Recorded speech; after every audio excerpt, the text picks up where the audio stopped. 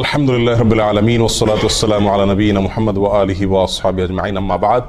প্রিয় দিনী ভাইরা, আজ আমরা নবী আলাইহিস সালাতু ওয়াসসালামের একটি হাদিসকে সামনে রেখে কথা বলতে চাই, যে হাদিসটি সহিহ মুসলিমে বর্ণিত হয়েছে এবং একই ধরনের হাদিস সহিহ বুখারী সহ অন্যান্য হাদিসের কিতাবেও বর্ণিত হয়েছে।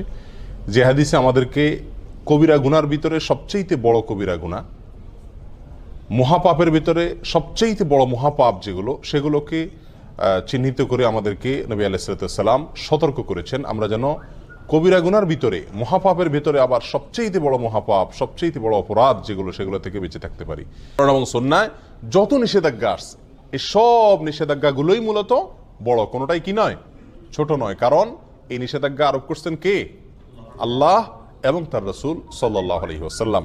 আর আল্লাহ এবং তার রাসূল সাল্লাল্লাহু আলাইহি ওয়াসাল্লামের পক্ষ থেকে যখন কোনো নিষেধাজ্ঞা আসে, সেই নিষেধাজ্ঞা আর কি থাকে না, ছোট থাকে না, তুচ্ছ থাকে না। কিন্তু এরপরেও ইসলামী শরীয়তে আল্লাহ এবং তার রাসূল সাল্লাল্লাহু আলাইহি ওয়াসাল্লাম যত কাজ করতে আমাদেরকে নিষেধ করেছেন, সেগুলোকে দুই ভাগে ভাগ করা হয়েছে।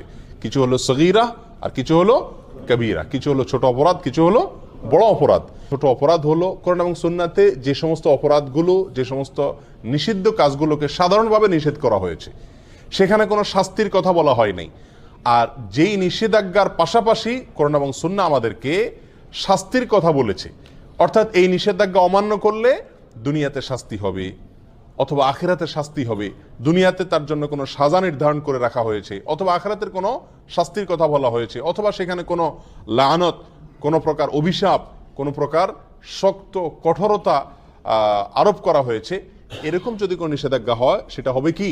কাবীরা বা বড় অপরাধ। ছোট গুনাহগুলোও আবার যদি কেউ বারবার করে, তাহলে সেটা কি হয়ে যায়? বড় অপরাধে পরিণত হয়ে যায়। কারণ সেটা এক পর্যায়ে আল্লাহ সুবহানাহু ওয়া তাআলার প্রতি, তার রাসূলের প্রতি বেপরোয়া ভাবকে কি করে? প্রকাশ করে। এই জন্য প্রিয় বন্ধুগণ, সব ধরনের অপরাধ থেকে বাঁচার জন্য কি করতে হবে? চেষ্টা থাকতে হবে।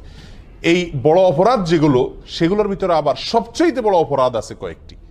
আব্দুর রহমান ইবনে আবি বকরাতা রাদিয়াল্লাহু তাআলা আনহু তার বাবা থেকে বর্ণনা করেছেন, তিনি রাসূল আকরাম সাল্লাল্লাহু আলাইহি ওয়াসাল্লাম থেকে হাদিস বর্ণনা করেছেন যে তিনি বলেছেন, আলা উনাব্বিউকুম বিআকবারিল কাবাইরি, তোমাদেরকে আমি সবচেয়ে বড় অপরাধ যেগুলো, মহাপাপ, কবিরা গুনার ভেতরে আবার সবচেয়ে বড় কবিরা গুনাহ যেগুলো, সবচেয়ে বড় অপরাধ, সবচেয়ে জঘন্য অপরাধগুলো যেগুলো, সেগুলোর পরে কি আমি তোমাদেরকে বলে দিব না? সেগুলো হলো তিনটি। আল ইশরাকু বিল্লাহ, এক নম্বর হলো আল্লাহর সঙ্গে শিরক করা। আল্লাহর সঙ্গে কি করা? শিরক করা। এর চাইতে বড় অপরাধ আল্লাহর জমিনে আল্লাহ সুবহানাহু ওয়া তাআলা আর সৃষ্টি করেননি। আর কোনো অপরাধ নাই যে অপরাধ শিরকের চাইতে বড়। প্রিয় বন্ধু, আমরা অজান্তে, অগোচরে, না বুঝে আমরা অবলীলায় কিন্তু অনেক ধরনের শিরক আমরা করে যাচ্ছি। দুই প্রকারের শিরক আছে, একটা হলো বড় শিরক আর একটা হলো ছোট শিরক। বড় শিরক কোনগুলো? বড় শিরক হলো এমন শিরক যে শিরকের ফলে মানুষ ইসলাম থেকে কি হয়ে যায়? বের হয়ে যায়। ইবাদত আল্লাহর জন্য করলো, অন্য কারোর জন্য করলো। সিজদা আল্লাহকে করলো, কোনো কবরে মাজারে গিয়েও করলো। দোয়া, এটা ইবাদত, এটা আল্লাহর কাছে করলো, আবার কোনো মাজারওয়ালার কাছে গিয়ে সেখানেও চাইলো, সেখানেও দোয়া করলো, সেখান থেকে সন্তান চাইলো, ব্যবসা উন্নতি চাইলো, রাজনীতির উন্নতি চাইলো। এই সবগুলা বড় শিরক। এর ফলে মানুষ কি থেকে খারিজ হয়? ইসলাম থেকে খারিজ হয়ে যায়, বেঈমান হয়ে যায়। এটা হলো বড় শিরক। এই বড় শিরক আল্লাহ তাআলা মাফ করেন না। আল্লাহ বলেছেন, ইন্নাল্লাহা লা ইয়াগফিরু আন ইউশরাকা বিহি ওয়া ইয়াগফিরু মা দুনা যালিকা লিমান ইয়াশা। আল্লাহ সুবহানাহু ওয়া তাআলা তওবা ছাড়া যে কোনো গুনাহ মাফ করে দিতে পারেন। বান্দা তওবা না করলেও আল্লাহ তাআলা চাইলে মাফ করে দিতে পারেন। সাধারণত মাফ করেন না, চাইলে মাফ করতে পারেন, সেটা আল্লাহ তাআলার ব্যাপার। কিন্তু আল্লাহ তাআলা নিজের জন্য নিজে এটা অবধারিত করে রেখেছেন যে তিনি তার সঙ্গে শিরক করলে, আল্লাহর সঙ্গে কেউ পার্টনার সাব্যস্ত করলে, সেটাকে আল্লাহ তাআলা কি করবেন না? ক্ষমা করবেন না। এটা ক্ষমার অযোগ্য অপরাধ। হ্যাঁ, যদি কেউ তওবা করে দুনিয়া থেকে মারা যায়, কোনো মাজারে, কোনো কবরে সিজদা করেছে, সেখানে গিয়ে সন্তান চাইছে, কোনো বড় ধরনের শিরক করেছে, অথবা অন্য যতভাবে বড় শিরক হতে পারে সেগুলো করেছে, পরে আল্লাহর কাছে আবার ক্ষমা চাইছে, সেটা ভিন্ন কথা। তওবা করে যদি ফিরে আসে, সেটা আল্লাহ তাআলা অবশ্যই কি করবেন? মাফ করবেন। তাহলে শিরকের ভিতরে বড় শিরক যেটা, সেটা সবচেয়ে জঘন্য, আর ছোট শিরক যেটা, সেটাও কম জঘন্য নয়। ছোট শিরক হলো কথাবার্তার ভিতরে বলার ভুল। আমরা আল্লাহর সঙ্গে, আল্লাহর শক্তিমত্তার সঙ্গে, আল্লাহর যে সমস্ত গুণাবলী আছে সেগুলোর সঙ্গে অন্য কাউকে কি করলাম? পরোক্ষভাবে শরীক করে ফেললাম। উপরে আল্লাহ, নিচে তুমি, আগে আল্লাহ, পাশে তুমি, এই জাতীয় অনেক উল্টাপাল্টা কথা আমরা বলি, অনেক সময় কোনো আমল করি, দিনই কোনো কাজ করি, কিন্তু সেখানে দুনিয়ার কোনো ধান্দাও থাকে আল্লাহকে খুশি করার পাশাপাশি। এই সবগুলোই ছোট শিরকের অন্তর্ভুক্ত। আল্লাহ তাআলা আমাদেরকে বড় শিরক, ছোট শিরক সবগুলা থেকে বেঁচে থাকার তৌফিক দান করুন। শিরক থেকে বেঁচে থাকার জন্য সবচেয়ে বড় এবং প্রধান উপায় হলো শিরক সম্পর্কে জ্ঞান অর্জন করা। তাওহীদ এবং শিরকের জ্ঞান যদি আমার মধ্যে থাকে, তাহলে ইনশাআল্লাহ আমি শিরক থেকে কি করতে পারবো? বেঁচে থাকতে পারবো। আমরা অজান্তে না জেনে শিরক করে ফেলছি, যার কারণে আমার ঈমান থেকে আমি কি হয়ে যাচ্ছি? খারজ হয়ে যাচ্ছি। তাহলে সবচেয়ে বড় অপরাধের ভিতরে 1 নম্বরের অপরাধ হলো আল-ইশরাকু বিল্লাহ, আল্লাহর সঙ্গে কি করা? শরীক বা পার্টনার সাব্যস্ত করে ইবাদত করতে গিয়ে, দোয়া করতে গিয়ে যে কোনো ভাবে আল্লাহ ছাড়া অন্য কারোর নামে আপনি শপথ করলেন, এটাও এক ধরনের কি শিরক হয়ে যায়। আল্লাহ ছাড়া অন্য কারোর নামে আপনি মান্নত করলেন, আল্লাহর নামে মান্নত করতে হয়, মান্নত করলেন কোনো মাজার নামে, কোনো পীরের নামে, তাহলে এটা কি হয়ে যায়? শিরক হয়ে যায়, যেগুলো আমরা অহরহ করছি, আমাদের সমাজে অনেকেই করে চলেছেন। আল্লাহ আমাদেরকে হেফাজত থাকার তৌফিক দান করুন। দ্বিতীয় যেই অপরাধটি মহা অপরাধ, মহাপাপ, কবিরা গুনার ভিতরে আবার সবচেয়ে বড় কবিরা গুনাহ, সেটা হলো উকুকুল ওয়ালিদাইন। জঘন্য একটি বিষয়, অহরহ আমরা অবলীলায় সবাই কম বেশ করে চলেছি, সেটা হলো মা বাবার অবাধ্যতা, নাফরমানি। মা বাবার কি করা? নাফরমানি করা। নবী আলাইহিস সালাম একান্তে খাসভাবে তার অনেক সাহাবা একরামকে ওসিয়ত করে গেছেন। সাধারণ নসিহত না, ওসিয়ত কোনটা? মৃত্যুর আগ মুহূর্তে মানুষ একেবারে মনের গভীর থেকে হৃদয় নিংড়ানো যে তপ্ত আহ্বান রেখে যায়, বাবা এই জিনিসটা করিও না, এটা করিও, এইগুলোকে বলা হয় সাধারণত কি? ওসিয়ত।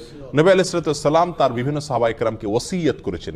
ওসিয়ত শব্দ ব্যবহার করেছেন সাহাবা একরাম, যা আমাদেরকে রাসূল ওসিয়ত করেছেন মা বাবার নাফরমানি যেন আমরা না করি। যত বড় নির্দেশই করুক না কেন, মানতে আমার যতই কষ্ট হোক, মা বাবার নির্দেশ যেন আমরা লঙ্ঘন না করি। মনে যতই না বুঝুক, মনের সঙ্গে যুদ্ধ করে হলেও মা বাবার নির্দেশকে সবকিছুর উপরে দিয়ে রাখতে হবে। প্রিয় ভাইরা, কোরআনেও আল্লাহ সুবহানাহু ওয়া তাআলা আল্লাহর সঙ্গে আল্লাহর ইবাদত করতে হবে, আর কারোর সঙ্গে কি করা যাবে না? শিরক করা যাবে না।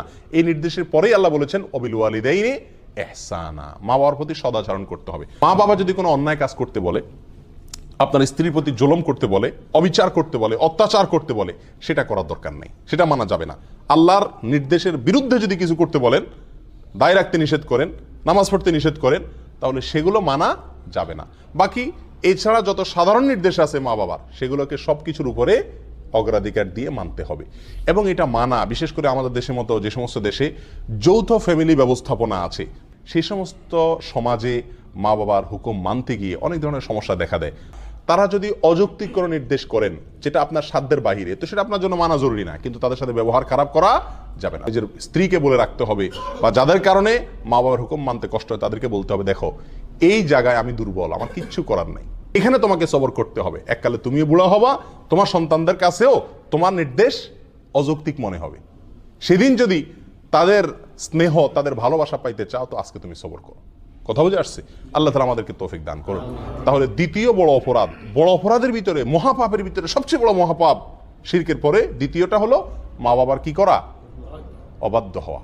আল্লাহ যাদেরকে মা বাপ দিয়েছেন, দুজনের একজন বেঁচে আছেন অথবা দুজন বেঁচে আছেন, আমরা তাদেরকে কি করব? ইনশাআল্লাহ সন্তুষ্ট রাখার চেষ্টা করব। সর্বোচ্চ চেষ্টা থাকবে তারা যেন আমার প্রতি অসন্তুষ্ট না হন। বারবার মাপ চাবো, বারবার মাপ চাবো, অন্যায় করবো আবার পায়ে ধরে মাপ চাবো। মা বাবার কাছে কখনো মানুষ কি হয় না? ছোট হয় না। যত পায়ে ধরি আমার মর্যাদা কমবে না, যত বরং তাদের পা যত ধরবো তত মর্যাদা বাড়বে। তাদের কাছে যত ক্ষমা চাইবো তত আল্লাহ আমার মর্যাদা উপরে উঠাবেন। দুনিয়াতেই বাড়বে, দেখবেন, চোখের সামনে দেখতে পাবেন, আখিরাতে তো বাড়বে ইনশাআল্লাহ। আল্লাহর এই জমিনে এই দুইটা লোক, মা বাবা, এদের সামনে আমি শক্ত হব না, এই জায়গায় আমি মাটি হয়ে যাব। আল্লাহ আমাদেরকে তৌফিক দান করুন। তৃতীয় যে অপরাধটি, সবচেয়ে বড় অপরাধ, কবিরা গুনার ভিতরে সবচেয়ে জঘন্য কবিরা গুনাহ, এটা হলো ওয়াশাহাদাতুজ জুর আও কাউলুজ জুর, মিথ্যা সাক্ষ্য দেওয়া। কি দেওয়া ভাই? মিথ্যা সাক্ষ্য দেওয়া। এই হাদিস বর্ণনাকারী সাহাবী বলছেন যে নবী আলাইহিস সালাম হেলান দিয়ে বসে কথাগুলো আমাদেরকে বলছিলেন। এই তৃতীয় নম্বর পয়েন্টটা বলতে গিয়ে নবী আলাইহিস সালাম হেলান থেকে উঠে বসলেন সোজা হয়ে, আর বারবার বলতেছিলেন ওয়াশাহাদাতুজ জুর, ওয়াশাহাদাতুজ জুর, ওয়াশাহাদাতুজ জুর। এতবার তিনি বলতেছিলেন, আমরা তখন মন থেকে চাইছিলাম যে রাসূল যেন একটু থামে, আর কত বলবে, অর্থাৎ বিষয়টা আমাদের উপরে অনেক কঠিন হয়ে যাচ্ছে। এত বারবার তিনি বলছিলেন। মিথ্যা সাক্ষ্য দেওয়া অপরাধ সমূহের ভিতরে, কবিরা গুনার ভিতরে এটা অনেক বড় মাপের কবিরা গুনাহ। এখন আপনারা কেউ বলবেন যে মিথ্যা সাক্ষ্য দেওয়া এটা তো আমাদের জীবনে খুব, এই পরিস্থিতির সম্মুখীন আমরা খুব কম হই। সাক্ষী দেওয়া এটা তো আদালতে হয় সাধারণত, আদালতে অনেকে আছে আমরা জীবনে একবারও যাই না, বেশিরভাগ লোক যাই নেই। তাহলে মিথ্যা সাক্ষ্য দেওয়ার এই বিষয়টা থেকে তো আলহামদুলিল্লাহ আমরা মুক্ত না ভাই। বহু ক্ষেত্রে আমরা মিথ্যা সাক্ষ্য দিয়ে থাকি নিজের অজান্তে, আমরা জানি না যে এটা মিথ্যা সাক্ষ্য হয়ে যায়। যেমন আপনাকে কেউ জিজ্ঞাসা করলো ভাই লোকটা কেমন, হয়তো সে তাকে চাকরিতে নিবে বা তার সাথে কোনো লেনদেন করবে, আপনার সঙ্গে হয়তো তার দোস্তি আছে, আপনি বলে দিলেন না তার মতো মানুষ হয় না, অথচ লোকটা সুবিধার না। অথবা আপনার সঙ্গে তার শত্রুতা আছে, লোকটা কিন্তু ভালো, আপনি বলে দিলেন না সে কি মানুষ নাকি, মানুষের জাতও না। এটা কি দিলেন আপনি? মিথ্যা সাক্ষী দিলেন। কথা বোঝাতে পারছি? আমাদের দেশে, গ্রাম দেশে জিনিসগুলো বেশি হয়, শহরেও কম বেশ হয়। বিয়ে শাদী উপলক্ষে হয়তো কেউ মেয়ে দেখতে আসছে দূর থেকে কোনো গ্রামে, অথবা ছেলে দেখতে আসছে, তো জিজ্ঞাসা করলো আপনাকে যে মেয়েটা কেমন ভাই, ছেলেটা কেমন ভাই। তো আপনার সাথে সম্পর্ক যদি ভালো থাকে, তত ব্যাড রেকর্ডই থাকুক তাদের, আপনি বলে দেন কি আরে ভাই এ তো হাজারে একটা, মাশাআল্লাহ। আর যদি আপনার সাথে সম্পর্ক খারাপ থাকে, তখন বলে দেন কি, যত ভালোই হোক বলে দি ভাই আপনি যেমনি আসছেন তাড়াতাড়ি সরেন ভাই, আল্লাহ বাঁচাইছে, আমার জিজ্ঞেস করছেন আপনারা, একবারে দরা তো খাইছিলেন, এখন সর্বনাশ, হায় হায় আর জায়গা পান নাই আপনারা। এই সমস্ত কথা আমরা বলি কি বলি না? এগুলো সব কি মিথ্যা সাক্ষী দেওয়া। লোকটা ভালো বা মন্দ, যেমন আমি যতটুকু জানি ততটুকু বলতে হবে, তার সাথে আমার সম্পর্ক যাই থাকুক না কেন, না হলে সব কি হয়ে যাবে, মিথ্যা সাক্ষ্য হয়ে যাবে। মিথ্যা সাক্ষ্যের আরো বহু চিত্র আমাদের সমাজে কম বেশ আছে। ছোটখাটো বেজালে, গন্ডগোলে, ফাসাদে, মারামারিতে, ঝগড়াঝাটিতে, বিচার অথবা মানে বিচারের মতো কোনো সালিশি যদি হয় বা এই জাতীয় কোনো মিউচুয়াল হয়, তো সেখানেও দেখা যায় আমি প্রত্যক্ষদর্শী, অনেক সময় আমি সাক্ষী দিতে চাই না, সাক্ষ্য দিতে চাই না। সাক্ষ্য দিতে না চাওয়া এটা একটা অপরাধ, আর মিথ্যা সাক্ষ্য দেওয়া, সাক্ষী দেওয়া, এটা কি অপরাধের ভিতরে, বড় অপরাধের ভিতরে মহা বড় অপরাধ। আল্লাহ তাআলা আমাদেরকে এই তিনও মহা বড় অপরাধ থেকে বেঁচে থাকার তৌফিক দান করুন। এরকম আরো বেশ কয়েকটা অপরাধকেও মহা বড় অপরাধ হিসাবে অন্যান্য হাদিসে সাব্যস্ত করা হয়েছে, শামিল করা হয়েছে। তার ভিতরে একটা হলো জেনা করা, মানুষ হত্যা করা। আজকাল যে আমরা ভ্রূণ হত্যা করি, এটাকেও কোনো কোনো জায়গায় এরকম মস্ত বড় অপরাধ বা মহা বড় অপরাধ হিসাবে সাব্যস্ত করা হয়েছে। ভ্রূণ হত্যা অর্থাৎ সন্তান গর্ভে আসছে, আপনি সেখান থেকে কি করলেন, হত্যা করে দিলেন ওষুধ দিয়া অথবা বিভিন্ন প্রসেসের মাধ্যমে। এগুলো সবগুলো বড় অপরাধ। আল্লাহ তাআলা আমাদের সকলকে এই বড় অপরাধগুলো থেকে বেঁচে থাকার তৌফিক দান করুন। বিশেষ করে এই হাদিস থেকে আমরা যে তিনটি অপরাধের কথা জানলাম, শিরক করা, মা বাবার অবাধ্যতা এবং মিথ্যা সাক্ষ্য দেওয়া, এগুলো থেকে হাজার হাজার মাইল দূরে থাকার তৌফিক দান করুন। জাযাকুমুল্লাহ ওয়া আখিরু দাওয়ানা আলহামদুলিল্লাহি রাব্বিল আলামিন।